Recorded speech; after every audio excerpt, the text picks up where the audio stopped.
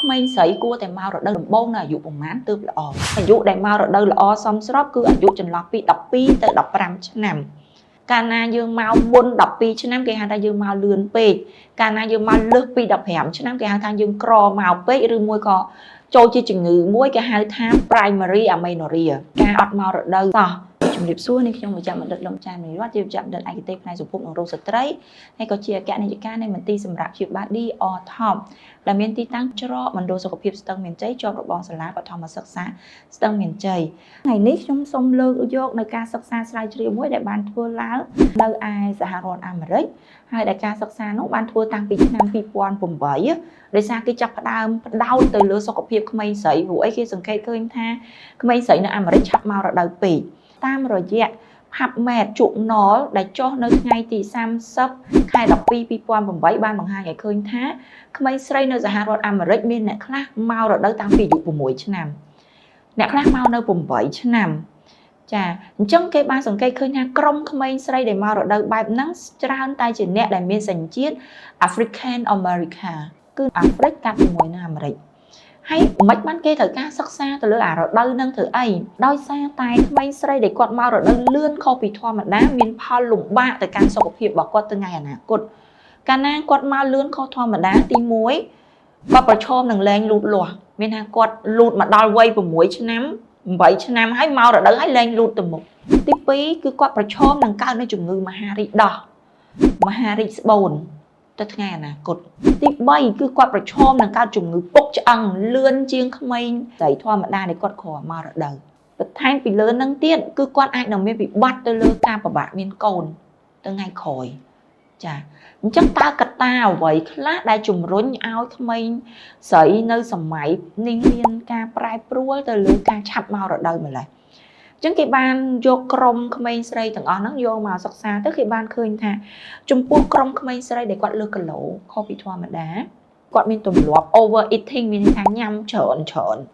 ហើយគាត់មានទម្លាប់មួយគឺអត់សូវធ្វើសកម្មភាពប្រចាំថ្ងៃទេទម្លាប់មួយទៀតគឺរបបចំណីអាហារដែលសម្បូរទៅដោយសារជាតិគីមីមានដូចជានៅក្នុងគ្រឿងកំប៉ុងមានដូចជានៅក្នុងផ្លែឈើដែលបណ្ដុះឲ្យធំឃើញថាក្រុមក្មេងស្រីអស់ហ្នឹងគឺគាត់ឆាប់មករដូវជាងក្មេងស្រីធម្មតាមកដល់ឥឡូវនេះអ្នកនរគ្នាឆ្ងល់តើអាយុប៉ុណ្ណាដែលគួរមករដូវល្អដែលហៅថាសមស្របមួយអញ្ចឹងអាយុដែលមករដូវល្អសមស្របគឺអាយុចន្លោះពី12ទៅ15ឆ្នាំកាលណាយើងមកមុន12ឆ្នាំគេហៅថាយើងមកលឿនពេកកាលណាយើងមកលើសពី15ឆ្នាំគេហៅថាយើងក្រមកពេកឬមួយក៏ចូលជាជំងឺមួយគេហៅថា primary amenorrhea ការអត់មករដូវសោះក្រុមគ្រូពេទ្យទាំងអ្នកវិទ្យាសាស្ត្រទាំងអីទាំងអស់ហ្នឹងបានរកឃើញថាអូគាត់មានផលរំខានអីបែបហ្នឹងហើយអញ្ចឹងក៏មានការ research មួយតើក្មេងស្រីចាប់ផ្ដើមឆាប់មករដូវហ្នឹងនៅពេលដែលអាយុប៉ុណ្ណាគេបានសង្កេតឃើញថាចន្លោះពីឆ្នាំ1800ដល់ឆ្នាំ1950គឺក្មេងស្រីទាំងអស់មករដូវចន្លោះពី12ទៅ15ឆ្នាំហើយអាយុកាលនៃការមករដូវហ្នឹងវាចាប់ផ្ដើមថយចុះអ្នកម្ដាយត្រូវស្គាល់សញ្ញាអីគេដែលកូនស្រីរបស់យើងឆាប់មករដូវលឿនពេកហើយបើគាត់ឆាប់មករដូវលឿនពេកអញ្ចឹងត្រូវប្រញាប់យកគាត់ទៅពិគ្រោះជាមួយនឹងវិជ្ជបណ្ឌិតព្រោះអីជៀសវាងការមករដូវហើយលែងលូតកម្ពស់ខណ្ឌអញ្ចឹងសញ្ញាអីគេដែលសម្គាល់ឃើញថាកូនរបស់យើងអាចនឹងមានការវិវត្តនៅក្នុងការមករដូវគាត់ចាប់ផ្ដើមឡើងដោះតំបន់បរិវេណទ្វារមាសរបស់គាត់ចាប់ផ្ដើមមានរូមចាប់ផ្ដើមចេញមុនតាមពេទ្យគេយកឆ្អឹងដៃយកទៅថតមើលថាតើការលូតលាស់នៃឆ្អឹងរបស់គាត់អស់ឆ្អឹងខ្ចីឬមួយក៏អីនៅគេនឹងមានការធ្វើបូមតេស្តអរម៉ូនមើលអញ្ចឹងគឺវាតម្លៃទៅលើ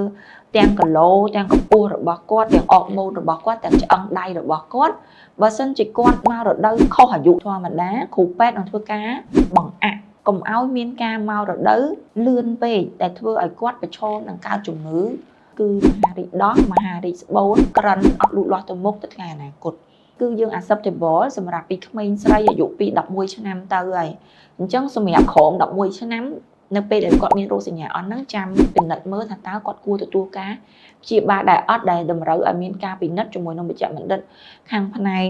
រោគស្ត្រីម្នាក់ ហើយនឹងវិជ្ជាបណ្ឌិតខាងផ្នែកកុមារដើម្បីវាតម្លៃទៅលើការលូតលាស់របស់កូនរបស់យើងហើយនឹងទទួលថ្នាំព្យាបាលការមករដូវដំបូងរបស់ក្មេងស្រីដែលភាសាអង់គ្លេសហៅថា menarche បើអ្នកទាំងអស់គ្នាចង់ research វាមានសារៈសំខាន់មែនទែនសម្រាប់ការកំណត់ការលូតលាស់កំណត់ទៅលើសុខភាពកូនយើងទៅថ្ងៃមុខអញ្ចឹងសូមអ្នកម្ដាយគ្រប់រូបមេត្តាយកចិត្តទុកដាក់ទៅលើការមករដូវដំបូងរបស់កូនដើម្បីជៀសវាងការដែលគាត់ឆាប់មករដូវលឿនខុសពីធម្មតាធ្វើឲ្យគាត់មានជំងឺ